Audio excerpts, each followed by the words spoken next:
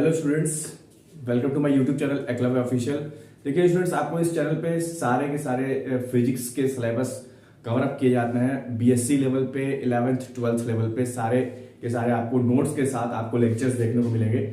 तो आज की क्लास हमारी क्लास 12th की चैप्टर 1 की बेसिक क्लासेस हैं, जिसमें चार्जेस के बारे में मैं कुछ बताऊंगा। और आज की क्लासेस हम स्टार्ट करते हैं जो कि इलेक्ट्रिक चार्ज की होने वाली है। आज टॉपिक आज का इलेक्ट्रिक चार्ज का है। तो बेसिकली इलेक्ट्रिक चार्ज है क्या? The property of material by which it exerts or experience electric and magnetic effects is called electric charge.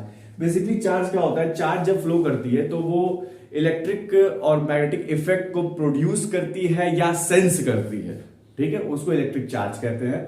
जो कि इस तरीके से हम लोग लिख सकते हैं। अब इसका एग्जांपल आप ले सकते हैं, जैसे थंडर स्टॉर्म्स हो सकता है आपका इलेक्ट्रिक चार्ज का एग्जांपल। जब आप सिंथेटिक क्लोथ्स आप रिमूव करते हैं तो उसमें जो चार्जेस के जो स्पार्कल्स होते हैं वो एक चार्ज का एग्जांपल है। तो यहाँ पे आप देखिए, यहाँ पे एग्जांपल्स में क्या लिखे हैं। First example, experience of seeing a spark or hearing a crackle when we take off air synthetic clothes। जब सिंथेटिक क्लोथ्स को हम निकालते हैं या फिर स्पार्कल उसका सुनते हैं, रिमूव करते हैं। इनफैक्ट उलन क्लोथ्स में भी ऐसा होता है, जो ऊनी कपड़ा हम लोग पहनते हैं, कभी उसको देखिए आप, तो वो स्पार्कल्स वो क्या, वो चार्ज के एग्जांपल है। और दूसरा एग्जांपल आपका क्या है, lightning in the sky during thunderstorm due to electric discharge. Electric discharge के समय लाइटनिंग जब बिजली तड़कती है तो उस समय ये भी एक चार्ज का एग्जांपल है। बेसिकली ये किस ब्रांच में आते हैं, तो ये इलेक्ट्रोस्टैटिक्स ब्रांच में आते हैं। तो इलेक्ट्रोस्टैटिक्स क्या होता है? The branch of physics which deals with the study of charges at rest, the forces, fields and potential due to these charges is called electrostatic. मतलब कि फिजिक्स की वो शाखा जहां पे फोर्सेस, फील्ड्स, उसके पोटेंशियल चार्ज के बारे में हम लोग स्टडी करते हैं, जो डील करती है, उसका अध्ययन करते हैं, उसको इलेक्ट्रोस्टैटिक्स कहते हैं। तो इसमें कुछ इंपॉर्टेंट फैक्ट्स हैं चार्ज के बारे में, जिसको आपको जानना बहुत जरूरी है और आपके बोर्ड के एग्जाम के लिए बहुत ही ज्यादा इंपॉर्टेंट है। तो बेसिक चीजें पूछ देता है बोर्ड के एग्जाम में, लगभग 1 मार्क्स में पूछ देता है। तो बेसिक चीजें वो क्या क्या है? तो कुछ बेसिक चीजें हैं जो कि आपको जानना बहुत जरूरी है। जो बच्चे अक्सर नेग्लेक्ट कर देते हैं, वो ये कहते हैं कि सर हम लोग तो ये सारी चीजें जानते हैं, लेकिन ये ध्यान देना बहुत आवश्यक है इन सारी चीजों पे। तो there are only 2 types of electric charge. अब चार्ज के बारे में जब बात हुई, जो इलेक्ट्रिक और मैग्नेटिक इफेक्ट को सेंस करता है, तो वहां पे 2 प्रकार के चार्जेस होते हैं, एक पॉजिटिव एक निगेटिव। यही होते हैं, सब लोग जानते तो सब लोग हैं, लेकिन इसको ठीक से समझता कोई नहीं है, बात ये समझिए, ठीक है। तो यहाँ पे आप पूरे क्लासेस में आपको पूरा एक्सप्लेन किया जाएगा, जैसे जैसे टॉपिक्स आगे जाएंगे उसको एक्सप्लेन किया जाएगा। There are only 2 types of electric charge. हम जानते हैं 2 तरीके के इलेक्ट्रिक चार्ज होते हैं। कौन कौन से? एक पॉजिटिव इलेक्ट्रिक चार्ज होता है और एक क्या होता है, निगेटिव होता है, ठीक है।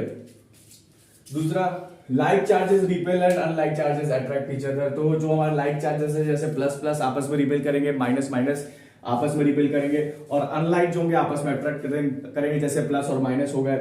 तो द अनलाइक चार्ज, दूसरा थर्ड पॉइंट देखिए, the unlike charges nullify cancel each others effect when they come in contact. जब अनलाइक चार्जेस मींस पॉजिटिव और निगेटिव एक साथ आते हैं, एक दूसरे के कांटेक्ट में आते हैं, तो उसको नलिफाई कर देते हैं। Therefore charges are named as positive and negative. और इसी वजह से उस चार्ज का नाम पॉजिटिव और निगेटिव पड़ा। और ये किसके द्वारा दिया गया? बेंजामिन फ्रैंकलिन, एक साइंटिस्ट थे, उनके द्वारा दिया गया। बाय द अमेरिकन साइंटिस्ट, देखिए यहाँ पे लिखा हुआ है बेंजामिन फ्रैंकलिन, ठीक है।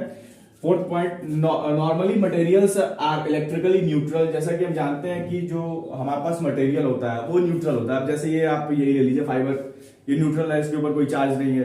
तो मटेरियल जो होता है वो इलेक्ट्रिकली बेसिकली उसमें न्यूट्रल ही होता है, जब तक कि उसमें से हम कोई चार्जेस को इंड्यूस न करें या रिमूव न करें, ठीक है। तो they do not contain charge because their charges proton and electrons are exactly balance. जैसा कि वहां पे प्रोटॉन और इलेक्ट्रॉन आपस में बैलेंस्ड होता है, इस वजह से वो इलेक्ट्रिकली न्यूट्रल होता है। मैंने बताया कि या तो आप उसमें चार्ज को इंड्यूस करिए या प्रोड्यूस करिए, या फिर वहां से चार्ज को रिमूव कीजिए, तब जाकर के बैलेंस नहीं होगा, फिर वहां पे चार्जेस आपको देखने को एक्स्ट्रा मिलेगा। कैसे, वो मैं आगे बताता हूं। The electrons of the outermost orbit of an atom are far away from the nucleus, so these electrons are loosely bounded with the nucleus and can be separated easily from the orbit by giving some energy. These electrons are called free electrons. अब देखिए हमारे पास जो nucleus होता है, ऐसे समझिए। हमारे पास जो न्यूक्लियस होता है, मान लेते हैं कि हमारे पास न्यूक्लियस है, और न्यूक्लियस हम इसी प्रकार से बनाते हैं, प्लस पॉजिटिव। तो बेसिकली न्यूक्लियस या एटम के अंदर जो होते हैं इस प्रकार से अरेंज होते हैं हमारे न्यूट्रॉन्स और प्रोटॉन्स, ये एटम्स के अंदर इस प्रकार से अरेंज होते हैं, ठीक है। तो जो हमारे जो यहाँ पे रिमूव करने की बात कर रहा है, तो इलेक्ट्रॉन इसके सापेक्ष क्या करते हैं, आप रिवॉल्व करते हैं इलेक्ट्रॉन न्यूक्लियस के सापेक्ष। तो इसके ऊपर जैसे ही आप एक फोर्स जनरेट करेंगे, फोर्स एक्सर्ट करेंगे, इसके ऊपर फोर्स आप प्रदान करेंगे, ये काफी दूर होते हैं न्यूक्लियस से, तो ये फोर्स प्रदान करने पे हाईली एक्सलरेट हो जाते हैं, और यहां से एनर्जी प्रदान जैसे ही हम इस पे करेंगे वैसे ही ये बाहर की तरफ निकल जाएंगे, मींस वो फ्री इलेक्ट्रॉन हो जाएंगे, वो मुक्त हो जाएंगे, इसीलिए इसको फ्री इलेक्ट्रॉन कहा गया है। तो वही यहाँ पे लिखा गया है, electrons of the outermost orbit of an atom are far away from the nucleus. जैसा कि हम जानते हैं कि इलेक्ट्रॉन जो होते हैं आउटर मोस्ट ऑर्बिट के, बेसिकली आउटर मोस्ट ऑर्बिट के जो एटम के जो आउटर मोस्ट ऑर्बिट होता है, वहां के जो इलेक्ट्रॉन्स होते हैं काफी न्यूक्लियस से काफी दूर होते हैं। तो वो जो है वहां पे थोड़ा सा जैसे ही आप एक्सर्ट करेंगे फोर्स, वहां से वो इलेक्ट्रॉन रिमूव हो जाएंगे, और ऐसे इलेक्ट्रॉन को हम फ्री इलेक्ट्रॉन कहेंगे, जो कि लिखा गया है।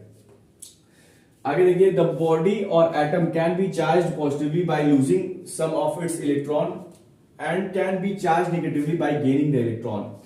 तो ये क्या कह रहा है कि बॉडी के पास जो पॉजिटिवली, ये क्या कह रहा है, द बॉडी ऑफ और atom can be charge positively by losing some electron.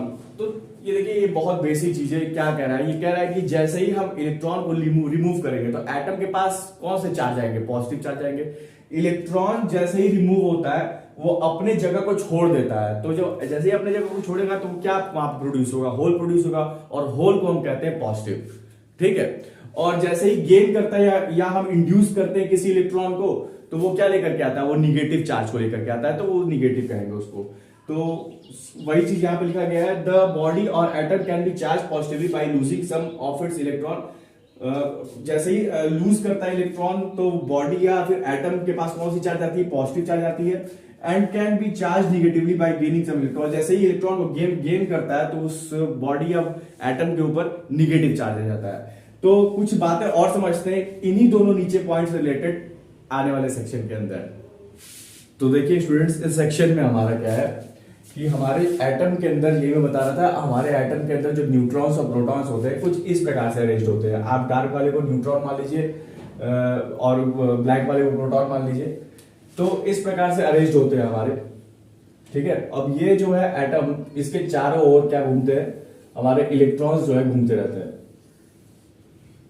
इस प्रकार से, इलेक्ट्रॉन्स हमारे घूमते रहेंगे इसके चारों तरफ, आप सभी लोगों को पता है। तो जब भी हम एक्सर्ट करते हैं फोर्स इसके ऊपर, मान लेते हैं कि इसके ऊपर फोर्स एक्सर्ट करते हैं, जिसकी एनर्जी जो हम डालते हैं E बराबर h डालते हैं, तो ये इसके आउटर मोस्ट जो इलेक्ट्रॉन्स होते हैं वो लूजली बाउंड होते हैं, तो वो आराम से अपने एनर्जी के साथ वो बाहर की तरफ निकल जाते हैं, जिनको फ्री इलेक्ट्रॉन्स कहते हैं। तो मान लेते हैं कि इसमें हमारे 10 इलेक्ट्रॉन्स थे प्लस 10 इलेक्ट्रॉन, और इसमें से एक रिमूव हो गया हमारा इलेक्ट्रॉन, तो क्या हो जाएगा, माइनस एक रिमूव हुआ तो बचा कितना, 9, तो यहां से हो जाएगा कितना, 9 इलेक्ट्रॉन आपके रिमूव हो गए, तो कितने बचे, इसमें से माइनस कर दीजिए, ये प्लस E हमारे बच गए इलेक्ट्रॉन। मतलब तो जब कहने का मतलब ये है कि जब यहां से इलेक्ट्रॉन रिमूव होगा तो प्लस चार्ज आएगा, मींस जब इलेक्ट्रॉन हटता, अपनी जगह को छोड़ के जब हट जाता है तो वहां पे प्लस चार्ज आ जाता है। यही बात मुझे बतानी थी आपको, ठीक है। और अगर मान लेते तो ये तो रिमूव की केस हो गया कि यहां से रिमूव करेंगे। अगर मान लीजिए इसके अंदर हम इंट्रोड्यूस करते हैं इलेक्ट्रॉन को किसी, तो मान लेते हैं कि पहले हमारे पास 10 इलेक्ट्रॉन थे, एक हम इंट्रोड्यूस किए तो वो कितने हो गए, 11 इलेक्ट्रॉन हो गए हमारे पास, और 11 हुए, ठीक है।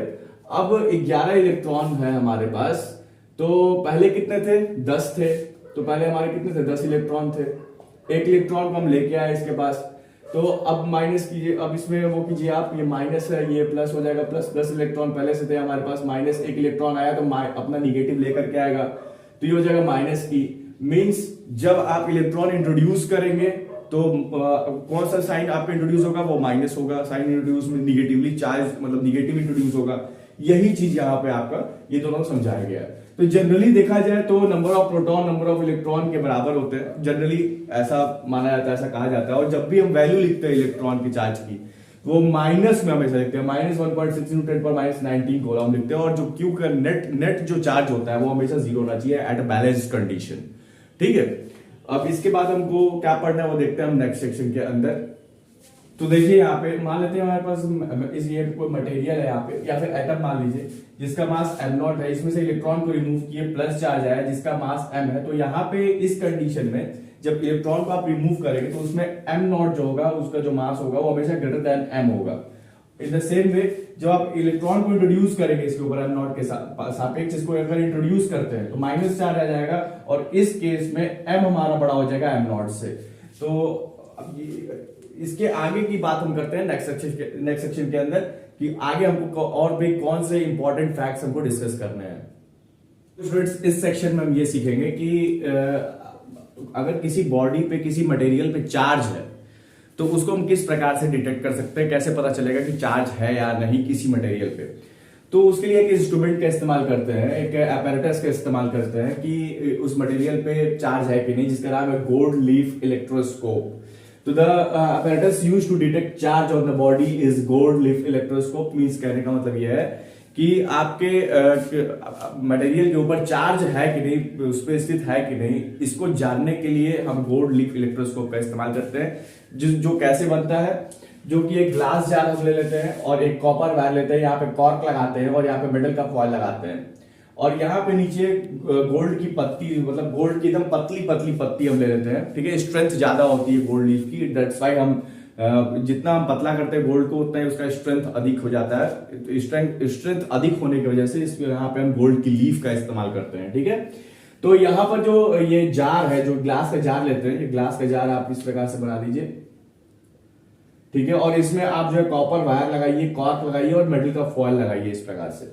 जब ये पूरा लगाएंगे तो पता कैसे चलेगा कि इस मटेरियल पे चार्ज है कि नहीं, तो उसके लिए एक मटेरियल लेके आना पड़ेगा। तो हम मान लेते हैं कि हमारा हम ग्लास रॉड लेकर के आते हैं जहां से हमने कुछ इलेक्ट्रॉन्स को रिमूव किया है। तो हम बताए थे कि जहां से इलेक्ट्रॉन रिमूव होता है वहां पे पॉजिटिव चार्जेस आ जाते हैं। तो यहाँ पे पॉजिटिव चार्जेस आ जाएंगे, और जैसे ही इसको हम यहाँ पे लेके आएंगे तो होता क्या है कि कॉपर वायर मींस ये मेटल का फॉयल है, कॉपर वायर हमारा मेटल है, और मेटल के पास अन्यत्र फ्री इलेक्ट्रॉन्स होते हैं, बहुत ज्यादा free. There are many free electrons content by the metal surface के पास बहुत सारे फ्री इलेक्ट्रॉन्स होते हैं। तो वो फ्री इलेक्ट्रॉन्स क्या करेंगे, इस पॉजिटिव चार्ज के साथ अट्रैक्ट होंगे, क्योंकि दोनों आपस में अनलाइक चार्जेस है, अट्रैक्ट होंगे। तो इलेक्ट्रॉन्स उठ करके सारे के सारे इसके पास चले जाएंगे। जैसे ही इलेक्ट्रॉन इसके पास आ जाएंगे, इलेक्ट्रॉन सब जब जैसे ही इसके पास आ जाएंगे तो नीचे क्या बचेगा, पॉजिटिव चार्ज। तो दोनों लीफ के पास हमारा क्या आ जाएगा, पॉजिटिव चार्ज आ जाएगा। तो दोनों लीफ आपस में रिपेल करेंगे, मींस डाइवर्ज करने लगेंगे आपस में। ठीक है, तो हमें पता चल जाएगा कि नहीं इस मटेरियल के पास चार्ज है। ठीक है, अगर ये निगेटिव पॉजिटिव के बजाय हम निगेटिव यहाँ पे लेकर के आते हैं, अगर यहाँ पे निगेटिव चार्जेस है तो क्या होगा, तो यहाँ पे अगर मान लेते हैं यहाँ निगेटिव आ जाता है, सपोज दैट यहाँ निगेटिव आ गया, तो क्या होगा, अगर निगेटिव आ गया तो क्या यहाँ पे जो चार्जेस है केवल क्या इलेक्ट्रॉन्स ही है क्या, नहीं पॉजिटिव चार्ज भी है वहां पे। तो यहाँ पे निगेटिव है तो पॉजिटिव चार्ज को कैरी करने लगेगा यहाँ पे, क्योंकि ये निगेटिव है तो इसके पास पॉजिटिव चार्ज आ जाएंगे, और पॉजिटिव चार्ज आ जाएंगे तो यहाँ क्या बचेगा, निगेटिव चार्जेस। तो यहाँ पे भी निगेटिव चार्जेस क्या होंगे, same charges means like charges है। इस केस में भी जो है क्या होगा, हमारी गोल्ड की लीफ जो है डाइवर्ज करेगी, तब भी हमको पता चल जाएगा कि क्या हमारे पास मटेरियल के ऊपर चार्ज जो है कंटेन कर रहा है, कैरी कर रहा है। तो हम ये नहीं बता सकते, इसकी एक लिमिटेशन भी है, हम ये नहीं बता सकते कि इस मटेरियल के पास पॉजिटिव चार्ज है कि निगेटिव चार्ज है, लेकिन हाँ ये बता सकते हैं कि चार्ज कितने ज्यादा अमाउंट में है। जितने ज्यादा अमाउंट में यहाँ पे चार्ज होगा उतना ही ज्यादा तेजी से ये गोल्ड लीफ डाइवर्ज करेगी। ठीक है, तो पहले वाला डायग्राम बना देते हैं। ये डायग्राम आपको और क्लियरली आपके एनसीईआरटी के बुक पे भी मिल जाएगा। ठीक है, जो आप लोग के स्कूल्स में चलते हैं। तो ये पॉजिटिव हमने लिया था और ये हमारा क्या था, ये सारे निगेटिव हमारे यहाँ पे आ गए थे, कंटेंट हो गए थे यहाँ पे निगेटिव। तो यहाँ पे जो है पॉजिटिव हमारे आ गए थे और आपस में ये डाइवर्जन होने लगा। तो ये आप गोल्ड लीफ का apparatus इस प्रकार से आप बना सकते हैं। आगे देखते हैं, हम देख सकते हैं कि an electric charge can create electric field E, magnetic field B and electromagnetic radiation. तो इलेक्ट्रिक चार्ज अकेले इलेक्ट्रिक फील्ड जनरेट कर सकता है, मैग्नेटिक फील्ड जनरेट कर सकता है, इलेक्ट्रोमैग्नेटिक रेडिएशन प्रोड्यूस कर सकता है। डिपेंड करता है कंडीशन कैसी है, चार्ज क्या रेस्ट में है, चार्ज क्या कांस्टेंट वेलोसिटी से मूव कर रहा है, या चार्ज जो है की वेलोसिटी कांस्टेंट नहीं है। तो जब कांस्टेंट वेलोसिटी से चार्ज मूव कर रहा है तो केवल इलेक्ट्रिक फील्ड प्रोड्यूस कर सकता है। अगर उस कांस्टेंट वेलोसिटी से मूव कर रहा है चार्ज, अगर मूव कर रहा है तो इलेक्ट्रिक फील्ड तो प्रोड्यूस करेगा ही करेगा, साथ ही साथ मैग्नेटिक फील्ड भी प्रोड्यूस करेगा। और अगर उसकी वेलोसिटी कांस्टेंट नहीं है तो इलेक्ट्रिक फील्ड मैग्नेटिक फील्ड के साथ इलेक्ट्रोमैग्नेटिक रेडिएशंस को भी इंड्यूस करता है। अब जैसे कि एग्जांपल हम ले लेते हैं कि शांत पानी है, उसके ऊपर पत्थर को मारिए तो किसी वेव्स की इंटेंसिटी हाई होगी और लास्ट वाले वेव्स की इंटेंसिटी एकदम कम होगी, तो वेव्स आपस में सुपरपोज करती हैं, तो वहां पे भी सेम यही केस जो है आपकी पैदा होती है। तो उम्मीद करेंगे कि आपको ये क्लासेस समझ में आए होंगे। अगर समझ में आए हो तो जरूर चैनल को हमारे लाइक और सब्सक्राइब कीजिएगा। थैंक यू सो मच बेटा।